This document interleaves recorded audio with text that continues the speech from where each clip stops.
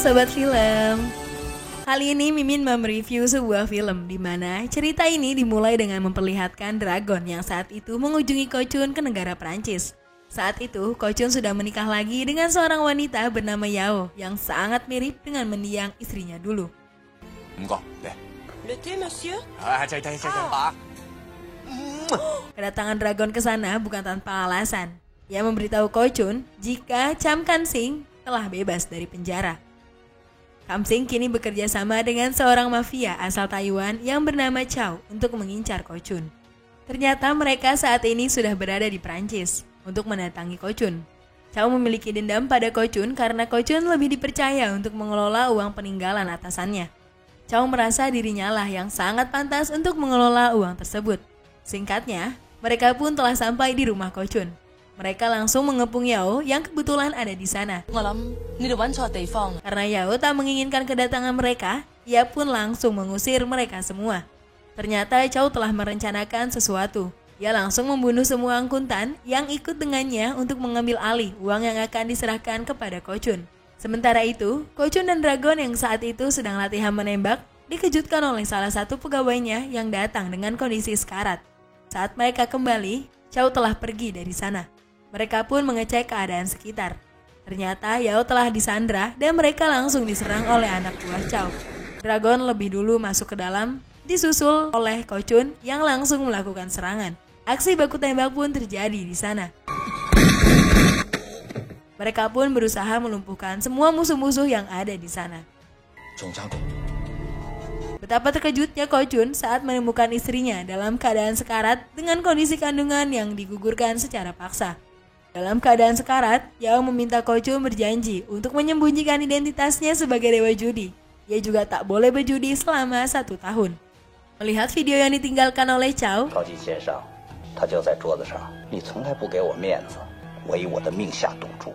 membuat kemarahan dalam dirinya memuncak. Ia sempat tertembak oleh anak buah Chow. Untungnya, Dragon langsung menghabisinya. Sebuah dendam membara tercipta dalam diri Kochun. Ia berniat untuk membalasnya suatu saat nanti. Kochun pun memutuskan untuk berkelana menyusuri tempat demi tempat untuk menghilangkan kemarahan di hatinya. Suatu hari, Kochun sedang memotret pemandangan. Tiba-tiba lensa kameranya tertuju pada seorang gadis cantik yang bernama Hoi Tong. Sempat terjadi perselisihan di antara mereka karena hal itu. Ternyata Hoi adalah anak seorang ketua geng asal Taiwan bernama Hoi On.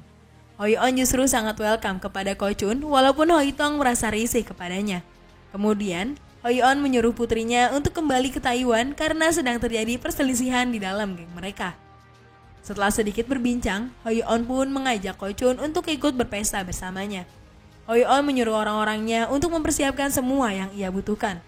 Ternyata orang-orang itu merupakan anak buah Chow, yang faktanya Chow masih merupakan bawahan Hoi On. Mereka pun berniat melakukan sabotase untuk merampok Hoi On dan menghabisinya. Singkat cerita, malam pun tiba. Di sebuah kapal, Kochun ikut berpesta bersama Hoi On dan keluarganya. Anak bungsu Hoi On yang bernama Hoi Yeun mulai sedikit akrab dengan Kochun. Hingga saat malam semakin larut, orang-orang tadi pun mulai beraksi. Kochun yang tengah berbincang dengan Hoi pun menyadari kedatangan mereka. Pertarungan pun terjadi di sana. Kochun terpaksa berkelahi di dalam air untuk menghadapi mereka semua.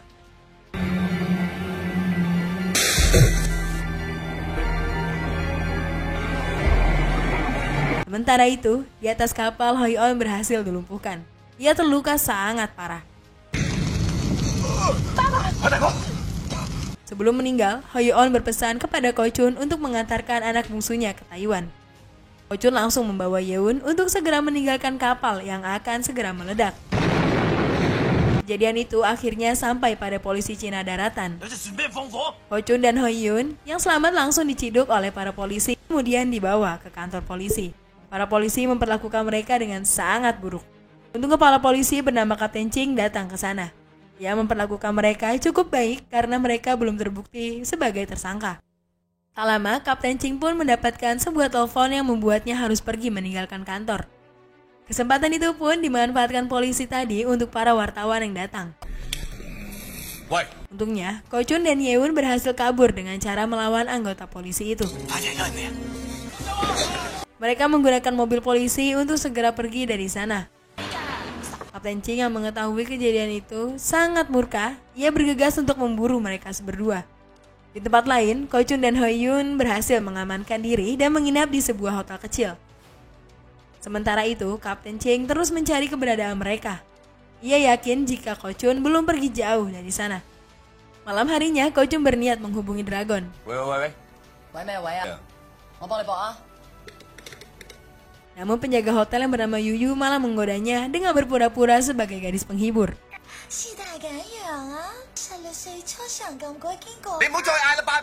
Saat Yuyu menghampirinya ke kamar, Ko Chun meminta tolong agar ia bisa menelpon ke Hong Kong.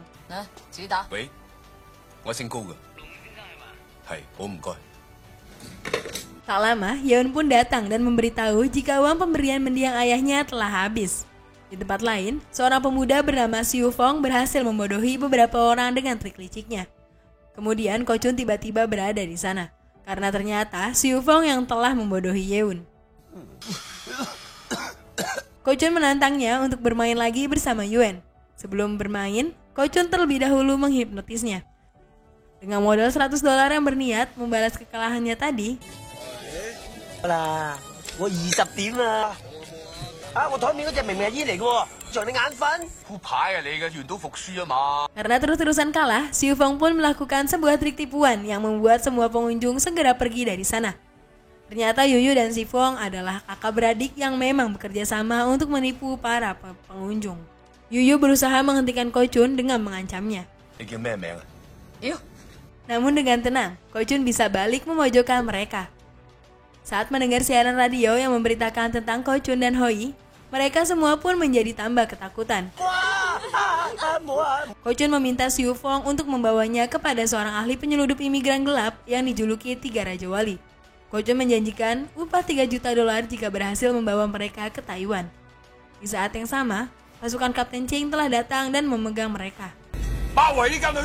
Ko Chun langsung membuat strategi agar bisa kabur dari kepungan itu.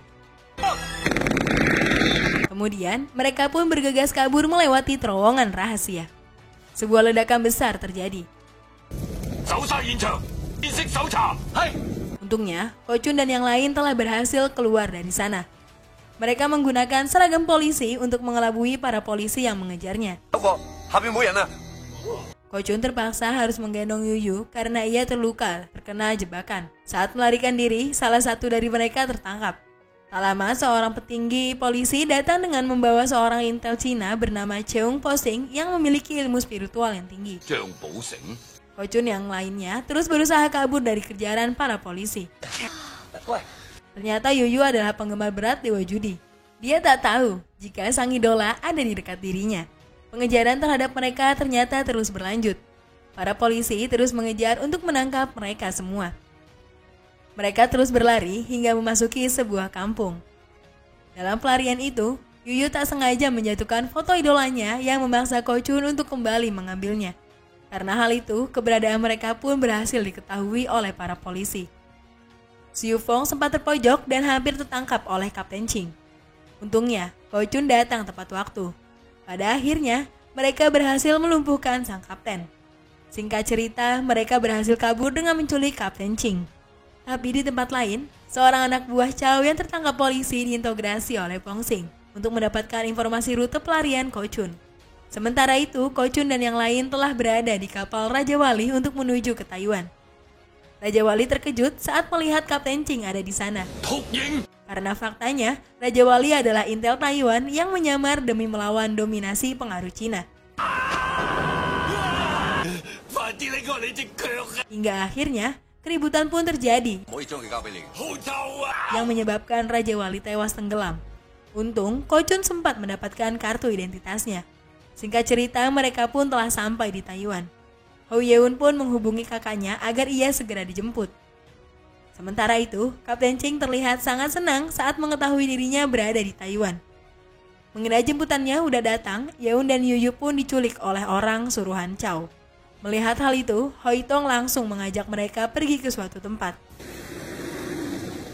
Mereka dibawa ke sebuah kasino mewah milik Chow untuk mencari keberadaan Yuyu dan Yeun. Tak lama kemudian, Chow datang ke sana. Hal itu seketika membuat Ko Chun teringat akan kejadian dulu. Di sana Chow menantang Hoi Tong untuk melakukan beberapa permainan agar ia bisa membawa adiknya keluar dari sana. Game yang pertama yaitu Blackjack. Hoi Tong harus mengalahkan beberapa anak buah Chow yang ada di sana.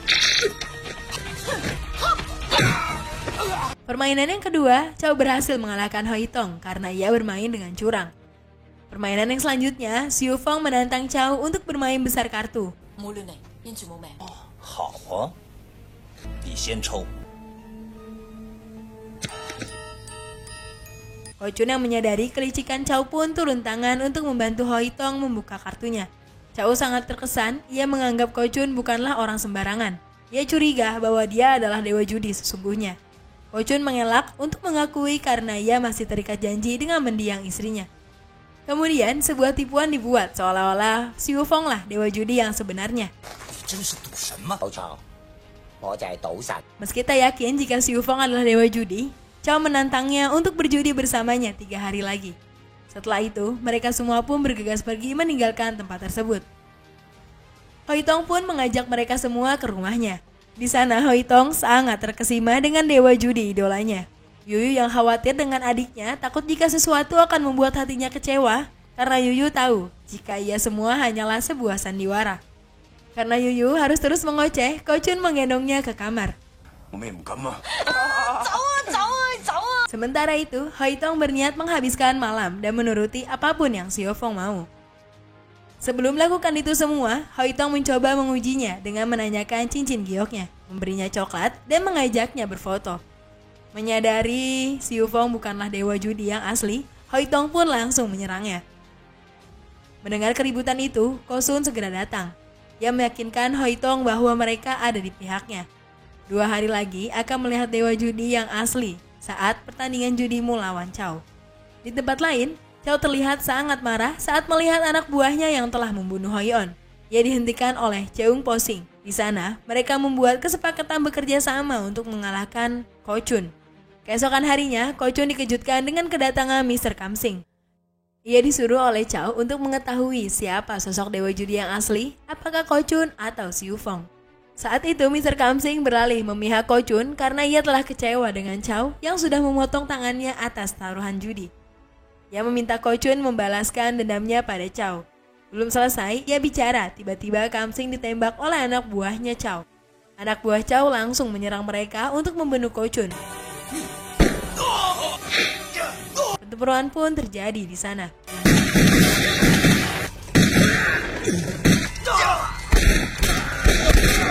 Di saat itu pula, Dragon datang tepat waktu untuk menyelamatkan mereka.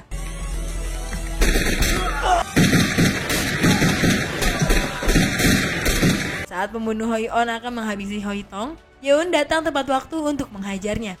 Sialnya, Yuyu dijadikan son olahraga. 仲係你啊！你啊！你愛我婆嘅！ Pada akhirnya, Yuyu harus terluka karena terkena tembakan. 要聽日先解。 我等唔到聽日。 Sebelum meninggal, Yuyu pun menitipkan pesan dan foto dewa judi kepadanya. Keesokan harinya, waktu yang ditunggu-tunggu pun akhirnya tiba. Ko Chun datang dengan gaya khas dewa judinya yang sangat berwibawa. Pertandingan itu sangat mewah dan sangat ditunggu-tunggu oleh semua orang dari berbagai dunia. Dengan tingkat keamanan yang super, mereka mendatangkan juri ahli dari berbagai negara. 黑白兩道嘅人都嚟齊。 Sementara, Cheung Po saat itu sudah bersiap untuk membantu Chow dengan segala ilmu yang ia miliki. Chow membuat sebuah kode bahwa jika ia merokok, maka saat itulah ia membutuhkan pertolongannya. Dengan segala persiapan yang matang, akhirnya pertandingan pun dimulai. Bandar pun mulai membagikan kartu. Tapi semua terheran saat Ko Chun terus menyerah dan selalu menutup kartunya. 令對手語氣冇咁大。 Hingga saat dia mendapatkan kartu per as, ia menaikkan taruhannya sebanyak 3 juta dolar. Meski kartu milik Chow lebih baik, ia tetap menaikkan taruhan hingga akhirnya mereka mempertaruhkan semuanya. 長久久。 Di saat-saat genting, Chow meminta Cheung Po untuk merubah kartu as yang dimiliki Ko Chun.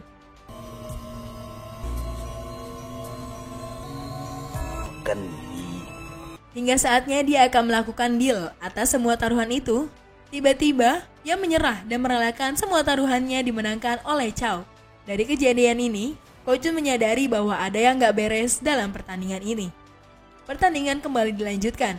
Bandar mulai membagi kartu dan terlihat mereka mendapatkan kartu hati. Chow yang punya kartu saja sangat yakin bahwa dia akan mengalahkan kartu Ko Chun yang hanya punya kartu seri angka kecil. 發牌。 我話234。 Tapi mengejutkannya, karena saat itu Ko Chun mempertaruhkan semua aset kekayaannya yang bernilai 10 miliar agar bisa mengalahkan Chow. Ia juga minta taruhan sampingan, yaitu merelakan mata mereka masing-masing. Chow kembali minta pertolongan Cheung Po agar Ko Chun gagal mendapatkan kartu as bergambar hati. Sementara Cheung Po telah berhasil merubah kartu Ko Chun dan mengambil kartu as hatinya. Dalam situasi genting itu, semua penonton merasakan ketegangan yang luar biasa. 收小子，估唔到我高進英明一世。 Tapi tanpa diduga, Ko Chun tetap mendapat kartu yang sangat ia inginkan.